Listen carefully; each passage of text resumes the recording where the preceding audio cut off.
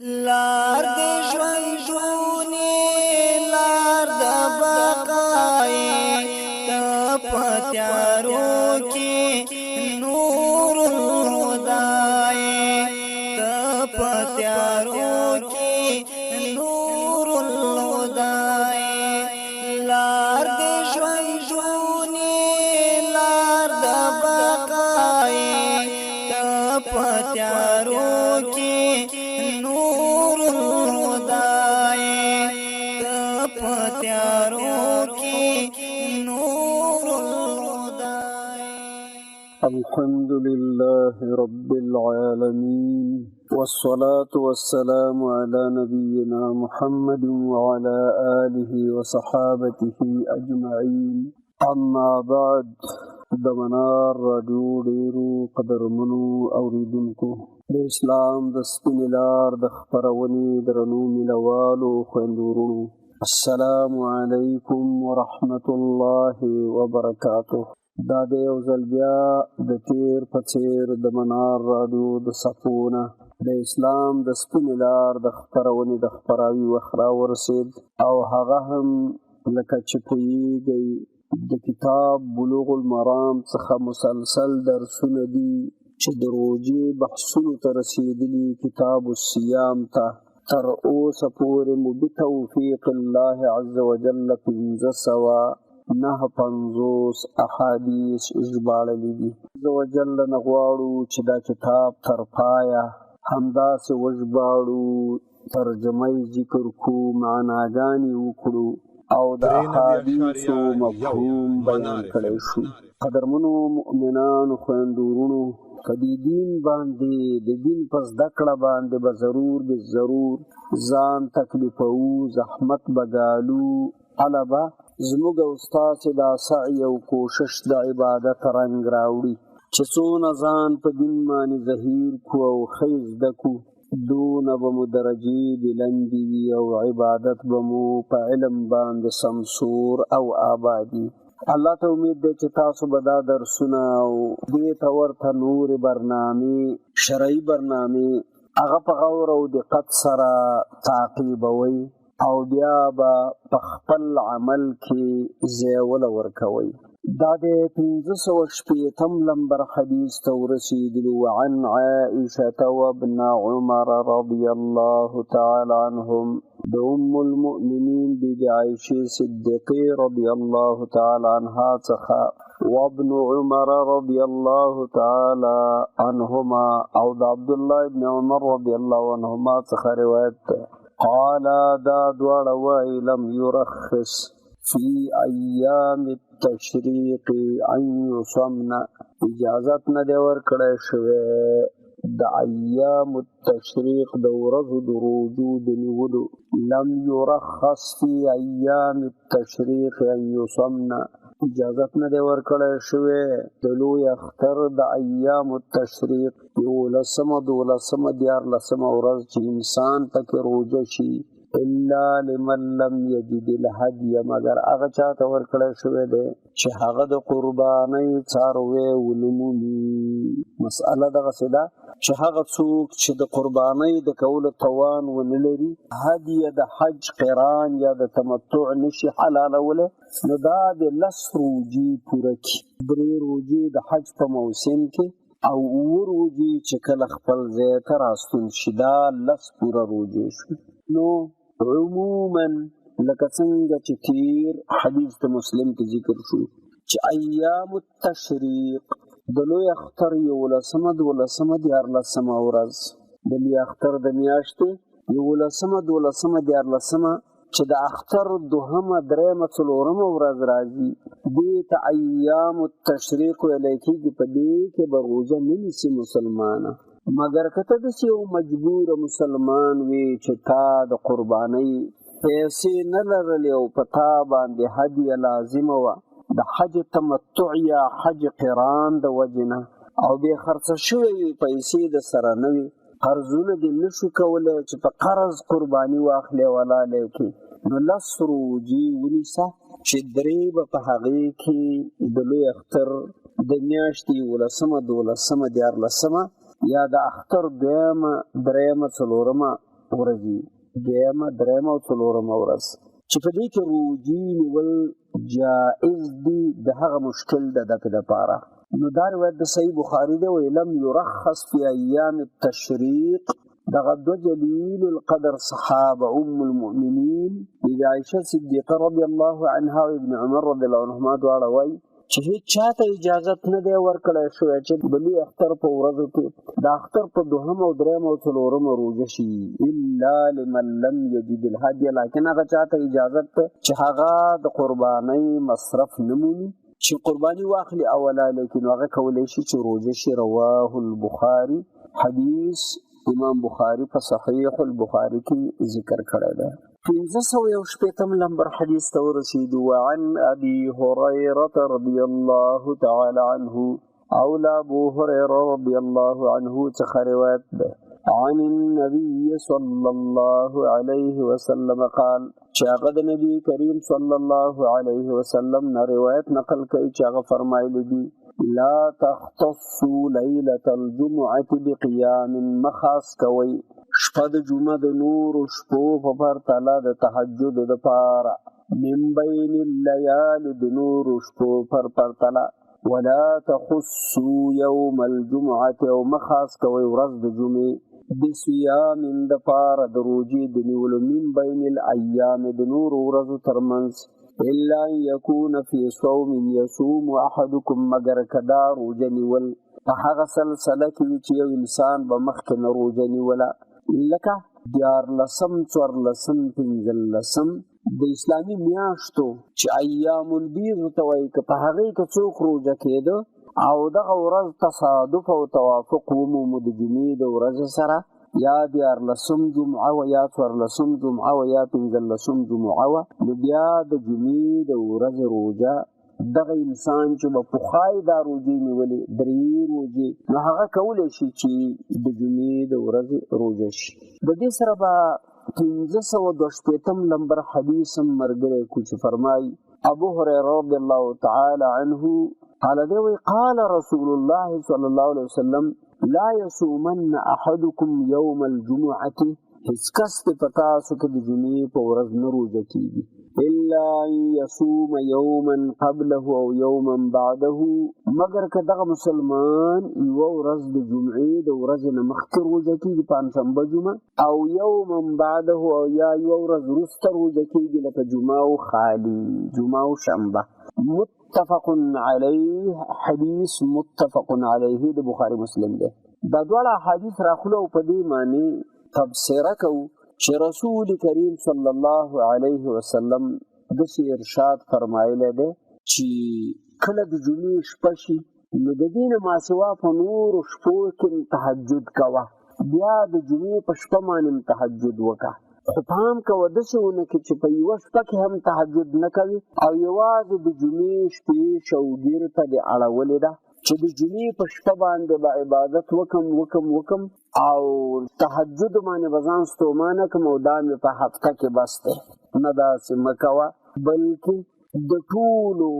ورځو چې کومې شپې دي د هفتې 7 شپې دي، هغه ټولې په عبادت باندې رنګینې او ښایسته کړه. همداراز د جمعې ورځ راغلله او ته د جمعې په ورځ باندې روژه کېږي، پرون روژه نه وي، سبا روژه ورسره نه نیسې، او همدارنګې د دې هفتې نورې ورځې نه روژه کېږي، خو د جمعې د مبارکې ورځې خیرات او برکات فایدې درته معلومې دي او استټک روژه شولې، نو دا کار مه کوه. رسول پاک صلی الله علیه وسلم په دې روایاتو کې زمونږ او ستاسې داسې تربیه کوي چې تاسو هېڅکله داسې کار مه کوئ چې کوم د ما څخه ثابت نه وي. رسول الله صلی الله علیه وسلم د جمعې په شپه تهجد کړی دي، خالی یکشنبه، دوشنبه، سه شنبه، چهارشنبه، پنجشنبه یې کړی دي. د جمعې په ورځ روژه شوی دی، شنبه، یکشنبه، دوشنبه، سه شنبه، چهارشنبه، پنجشنبه هم روژه شوی دی. نو د هغه په عباداتو کې تخصیص د جمعې نه دی ثابت چې د جمعې په شپه به یې تهجد کول او بس، او د جمعې په ورځ به روژه کېده او بس.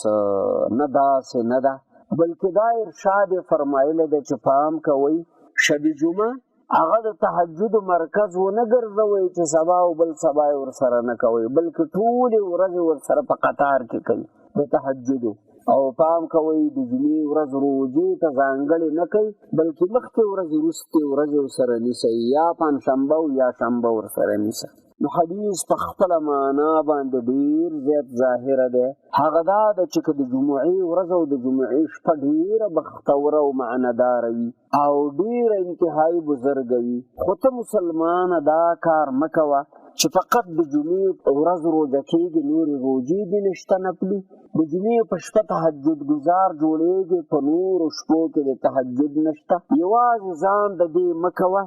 بلکې د هفتې نورې ورځې روژه شه، جمعه هم روژه شه، د هفتې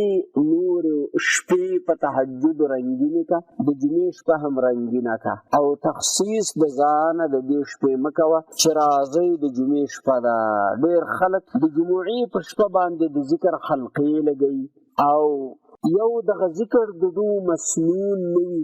مبتدع ذکر دی او د ذکر حلقې لګوي او په هغې کې بیا د الله د نوم بې حرمتي او بې عزتي کېږي او بیا الله الله په هو هو باندې اوړي او د هغې نه وروسته بیا د کلابو د غپا په څېر باندې اوازونه د مجمع نه راوځي چې دا د الله عز وجل په نوم باندې کبر دی او دا د الله د نوم بې عزتي ده. د اهل سنت والجماعت په مذهب کې دا نشته. لکه حافظ ابن کثیر رحمه الله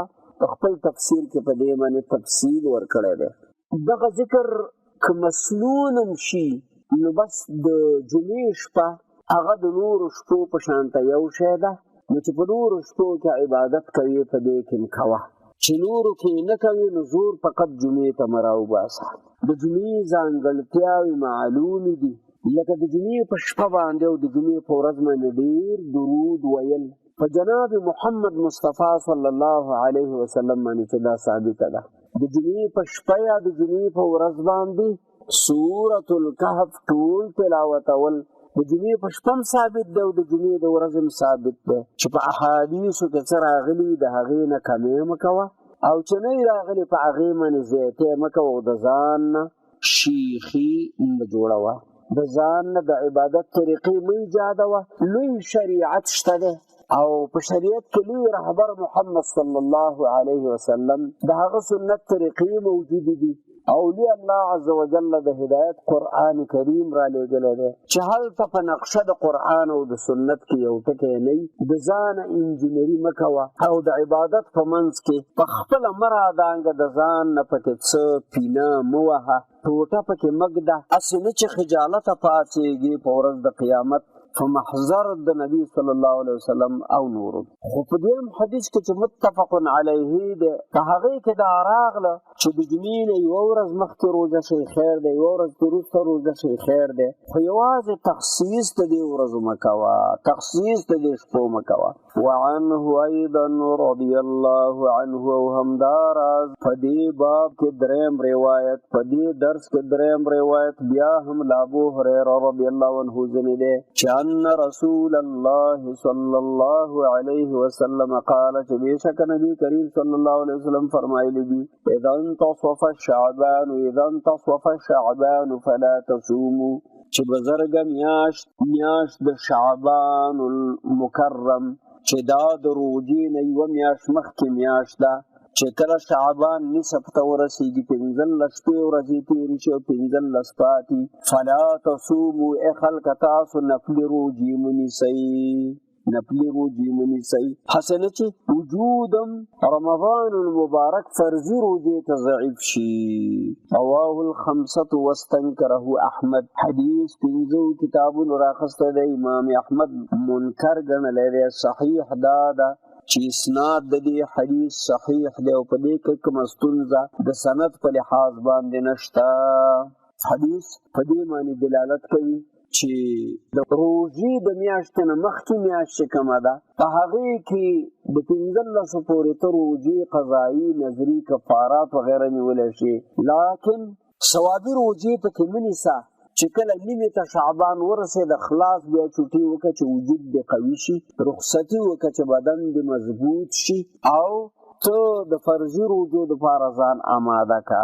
هسې نه چې تېره میاشت ستومانه شوی او د روزو نه د زړه ټکېدلی او تور شوی او بیا فرضي روزې نه نیسي د کړاو د وجې نه چې ماته تکلیف دی، ځان به دې نه تکلیفولی، تا به لږ صبر کړی وی او د شعبان د نیمې نه دېخوا به د روژې نه نیولې، اوس به په زحمت باندې نه اخته کېدلی. نو دا مسئله انتهایی واضحه ده. وعن الصماء بنت بسر رضي الله تعالى عنها، د بیبي الصماء بنت بسر رضي الله تعالى عنها څخه روایت ده چې ان رسول الله صلى الله عليه وسلم قال، دی وایي چې بېشک نبي کریم صلی الله علیه وسلم فرمایلی دي چې لا تصوموا یوم السبت، تاسې تنها د خالي په ورځ باندې د هفتې په ورځ باندې د شنبې په ورځ مه روژه کېږئ الا فيما افترض عليكم، مگر که دا روژه فرض کړی شوي او مقرره شوي پر تاسو باندې بیا روژه کېدی شئ. فإن لم يجد أحدكم إلا لحاء عنب، که هېڅوک روژه ماتی په تاسو کې ونه مومي مګر پوستکی د انګور د دانې وي او عود شجرة یا لرګی د ونې وي، فلیمضغها، هغه دې وژوي خو خپله روژه دې ماته کړي. رواه الخمسة ورجاله ثقات، مسند احمد، ابو داود، ترمذي، نسائی، ابن ماجه، پنځو کتابونو د داسې رجالو نه نقل کړی دی چې حافظ وایي رجال ثقات دي، الا انه مضطرب، مگر حدیث کې لغوي اضطراب شته نه حقیقي اضطراب، ځکه حقیقي اضطراب په سند د معاویه ابن صالح رحمه الله چې کوم سند دی په هغې سند سره دا حدیث د اضطراب نه وتی دی، هغه قوي سند دی په موضوع کې. وقد انکره مالک، منکر ګڼلی دی امام مالک رحمه الله. وقال ابو داود هو منسوخ، امام ابو داود دا منسوخ دی. هسې خو په حدیث باندې درې اعتراض راغله، لیکن دا ټول اعتراضونه هغې نه جوابونه کړی شوي دي او حدیث په خپله معنا باندې سالم دی. او هغه داسې چې دا مکوه چې ځان له خالي روژه کېږي یکشنبه ورسره نه روژه کېږي، ځان له خالي روژه کېږي او جمعه ورسره نه روژه کېږي، یا جمعه او شنبه ملګرې که یا شنبه او یکشنبه ملګرې که. فرمایي رسول کریم صلی الله علیه وسلم مخاص کوئ ورځ د شنبې د نفلي روژې دپاره، مګر که پر تاسو روژه لازمه ګرځولی شي لکه نظري کفارۍ او د هغې نیول تاسې کوئ، هغه جدا خبره ده، هغه جایز ده. بیا فرمایي چې ضرور بالضرور که مو ځان له د هفتې په ورځ د شنبې په ورځ روژه نیولي فوراً یې ماته کوي. که هېڅ شی نه یو ځای کې به د انګور د دانې پوستکی پروت وي هغه وجوئ، یا یو لرګی راپورته که هغه وجوئ او د هغې خوند تېر که روژه په هغې ماته که، خو د ځان له خالي د ورځې د اهتمام خیال مه ساته، مخکې او وروسته ورځ ورسره ونیسه، کراهت به ختم شي. نو حدیث موږ او تاسې ته دا سبق راکړه چې دا ناجایزه ده او مکروهه ده چې یو سړی جمعه نه روژه کېږي خالي روژه شو، یکشنبه نه روژه کېږي او خالي د شنبې په ورځ باندې دی روژه او دا یې عادت ګرځولی دی، نو دا کار دی نه کوي، یا د ډبلي کې جمعه او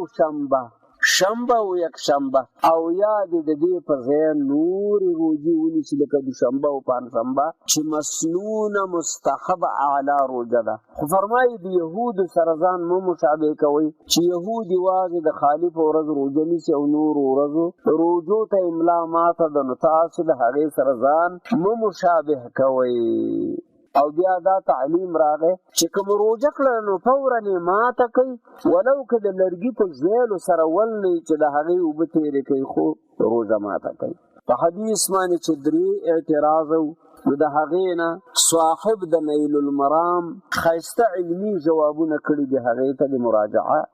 بتوفیق الله عز وجل ورسیدلو. حدیث لمبر 555 تا وعن ام سلمة رضی الله تعالی عنها، او د ام المؤمنین ام سلمة رضی الله تعالی عنها څخه روایت ده، دا فرمایي چې ان رسول الله صلی الله علیه وسلم اکثر ما كان يصوم من الایام، رسول کریم صلی الله علیه وسلم چې اکثر ورځې روژه کېده، یوم السبت و یوم الاحد، یا با شنبه و یک شنبه و یا به نورې ورځې. وکانه یقول او دا به ویلې چې شنبه او یکشنبه ځکه روژه کېږم چې انهما یوم عید للمشرکین، دا شنبه او یکشنبه د مشرکانو د اختر ورځې دي، هغوی خوراکونه کوي. وانه اريد ان اخالفهم، او زه غواړم چې په دې کار کې د هغوی سره مخالفت وکړم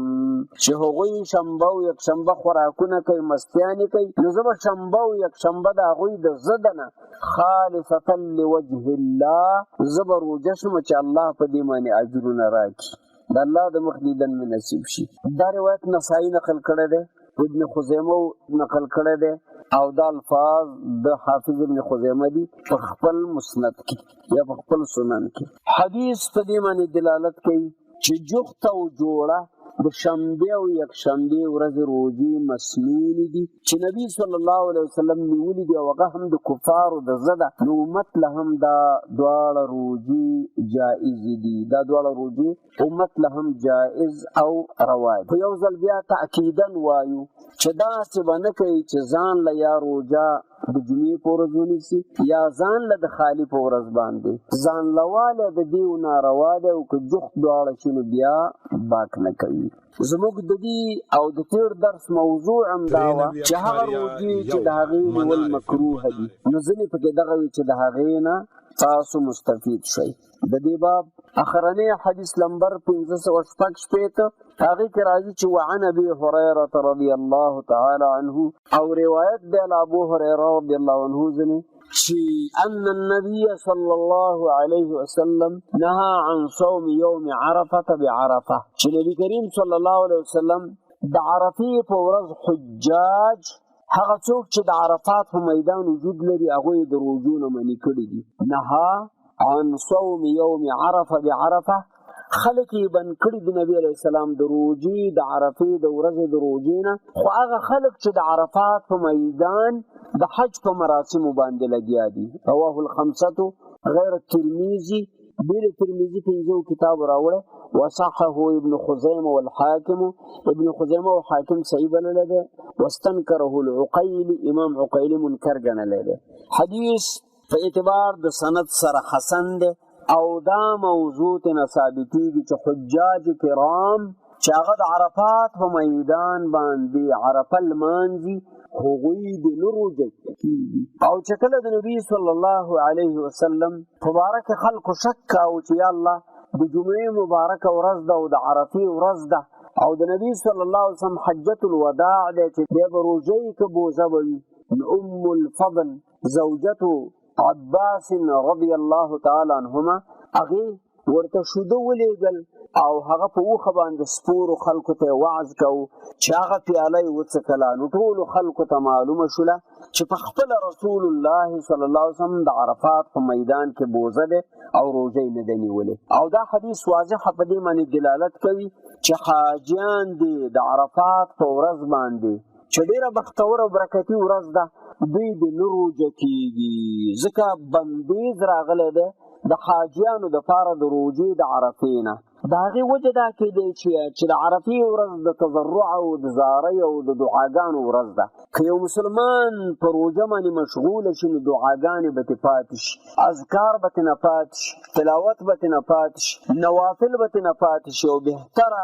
هغه څه چې په دغه ورځ په کار د هغه روژه نه ده، هغه ذکر اذکار او دعاګانې دي چې په کتاب الادعیه کې به د هغې بیان انشاءالله راشي. دلته یوه خبره پاتې شوه، هغه ده چې په نوره نړۍ کې بې د عرفات نه که ښار د مکې مکرمې دی او که مدینه ده او که بله اسلامي دنیا ده یا مسلمان چې د دنیا په هر ګوټ کې اوسېږي، د عرفې د ورځې د روژې ثوابونو نه د ځان خبر کړي چې الله عز وجل په دې یوې ورځې روژې باندې د 2 کالو ګناهونه ختموي. نو دا ډېره بختوره روژه ده. که حاجیان ثوابونه او جنتونه ځان له ګټي د حج په مراسمو ادا کولو سره، نو لرې پراته مسلمانان، میلیاردونه مسلمانان چې د عرفې په ورځ په خپلو کلو باندې او ښارونو کې روژه ونیسي، نو اله العالمین به یې په لوی ثوابونو کې قسمت وکړي. که دوی د حج نه محروم دي نو د ثوابونو نه محروم نه دي. دا د په خپل وطن کې روژه د عرفې ونیوله چې د 2 کالو ګناهونه به ورته معاف شي. اخرنی حدیث 580 وعن عبد الله بن عمر رضي الله تعالى عنهما او د عبد الله بن عمر رضي الله تعالى عنهما څخه روایت دی قال دی وی قال رسول الله صلى الله عليه وسلم ويلدي رسول الله صلى الله عليه وسلم لا صام من صام الابد ونشو روجه د هغه چا چې ټول عمر روجوي. حدیث متفق علیه د بخاری مسلم دی دا متن. ولی مسلم او مسلم شریف کی راضی من عن ابي قتاده د ابو قتاده رضی الله عنه پر روایت سره به لفظ چې لفظ د متن دا دی چې لا صام ولا افطر چې څوک تل عمر روجي نه خو روجه الله تقبل د چې ثوابونه پیوګټي ولا افطر او نه روجه ما تکړه چې د دنیا د خوګونه خوند واخلي نه روجه شو نه بوزا. نو هغه مسأله چې دی حدیث معنی واضح شوی دا غدا ده چې لا صام من صام الابد روجه د هغه چاونه شو چې هغه ټول عمر روجي. د رمضان المبارک روجه خو یو میاشت ده نه شیا دیر شو ده د دین ما سوا نفلی روجي معلومی دی غنی سم مسلمان او خپل ایمان په زیاتوا خدا سے اونکه چې ته فقط بیا اختر او کوچنی اختر کې بوزي او نو ټول عمر روجي او په دې د الله نه جنتونه غواړي. پام کوا په دې جنت نشته ده استاد نفس پتا باندې حق ده استاد میلمه پتا باندې حق ده استاد وړو پتا باندې حق ده د دنیا د مسلمانانو او د چم گاوند درمانه حق دی دا چې ته ټول عمر روجي نشي د مسلمانانو دعوتونه بنمني حقیقي او ولایم بنمني اغیله بنورځي همدارنګ دا چې ټول عمر روجه شولې نو تبه د مسلمانانو قبرونه نه کني تبه د هغوی په غمونو او په خادیو کې نه شریکېږي واجب روجې ته ولاړې نه دغه روجه د رب العالمین تقبل نه ده ځکه دا روجه هم مبتدع روجه ده. د دې روجې نظیر او مثیل هم په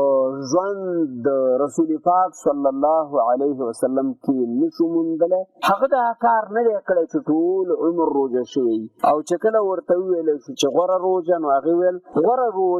روجه د داود علیه السلام وه چې یوه ورځ به روجه و یوه ورځ کوجه یوه ورځ روجه یوه ورځ بوزه. نو که دغه طریقه مسلمانان راټینګه کی نو دې کې به اجر او ثواب او دا چې بې علم شیخي اختیار کی او بې علم شیخي اختیار کی او ټول عمر روجه شي نو پلانې ستړی والله ناراضه مسله به شي نو دی به ځان ستومانه کی لیکن د ده به اجرونه ثوابونه نه وي شوي. همدغه وجه وه چې نصاراو په ځان باندې د ځان نه داسې عبادتونه د بدعاتو نه ډک لازم کړي وو چې په هغې د الله نه جنتونه غوښتل خو رب العالمین د نصاراو دا عبادتونه نه قبلوي ځکه دا د عیسی علیه السلام په صحیحو احادیثو کې نشته او د انجیل شریف په آیتونو کې نه وو نو چې کوم د هغه په زمانه کې دین نه اوس دین کېدی نشي او همدارنګې چې کوم کار د محمد صلی الله علیه وسلم په زمانه کې دین نو نو هغه دین کېدی نشي. مسلمان له نه ښایي چې بې ځایه ځان ستړی کړي او هیڅ ورله په لاس باندې ورنشي. په دې سره درنو مؤمنانو خویندو وروڼو زموږ خپرونه د اسلام د سپینې لار خپرونه پای ته ورسېدله. تر هغې چې د بلې خپرونې د خپراوي دپاره ستاسو په عالي خدمت کې حاضرېږم ځان اولا او ثانیا به تاسو په لوی الله عز وجل سپارم. والسلام علیکم ورحمة الله وبرکاته. لار د ژوندونې لار د بقای د پتیارو کې نور الهدای د پتیارو کې نور الهدای لار د ژوندونې لار د بقای د پتیارو کې